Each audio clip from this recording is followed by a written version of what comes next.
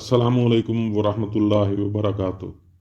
रोज़ाना की बुनियाद पर जदीद व कदीम किस्से, कहानियाँ और हिकायात को सुनने के लिए इस चैनल को सब्सक्राइब करें। अगर वीडियो पसंद आए तो लाइक और शेयर भी करें। सुल्तान बहलोल लोदी हिंद में अफ़गानों का पहला बादशाह था।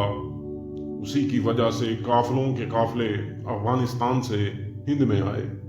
मुर्रिखीन ने बहलोल की पैदाइश का अजीब वाक़या बयान किया है कि बहलोल की वालदा छत पर से गिरने से वफात पा गईं, तो बहलोल लोदी के वालिद ने खंजर से पेट चाक करके बहलोल लोदी को जिंदा निकाल लिया। सुल्तान बहलोल लोदी इंतहाई फराग दिल, सादा तबीयत और नेक दिल इंसान था। उसका रवैया दुश्मन से भी हमदर्दाना होता था। बादशाह होने के बावजूद तख्त पर कभी न बैठता था। उसकी ख्वाहिश थी कि दुनिया उसे बगैर तख्त के बादशाह की हैसियत से जानती रहे। गरीबों का दोस्त, हमदर्द, ईमानदार था। मजमूई तौर पर बेहतरीन हुक्मरान था।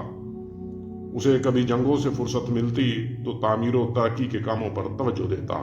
ये नेक दिल सुल्तान अपनी बादशाहत के ज़माना में पांचों वक्त की नमाज जमात से अदा करता था।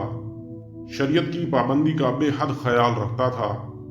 लोगों की दरख्वास्तों को खुद देखता और सबके साथ अदल करता।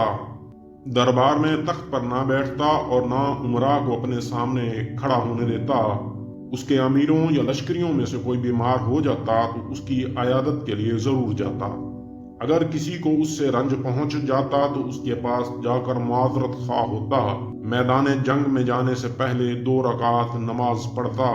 इस्लाम और मुसलमानों की फलाह के लिए दुआएं मांगता, फिर जाकर दुश्मनों से मुकाबला करता।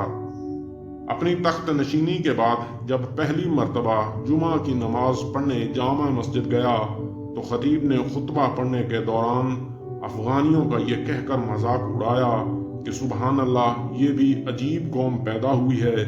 शायद ये दज्जाल के पेशरो हैं। इनकी जबान ये है कि माँ को मोर, भाई को रोर, गाँव को शोर और लश्कर को तोर कहते हैं। अपनी और अपनी कौम की इस कदर तज़हीक होने के बावजूद सुल्तान ने सिर्फ मुस्कुरा कर इतना कहा, अब बस करें, बहुत हो गया खतीब साहब, हम भी खुदा ही के बंदे हैं। अगर वीडियो पसंद आई तो लाइक, सब्सक्राइब और शेयर ज़रूर कर दीजिएगा।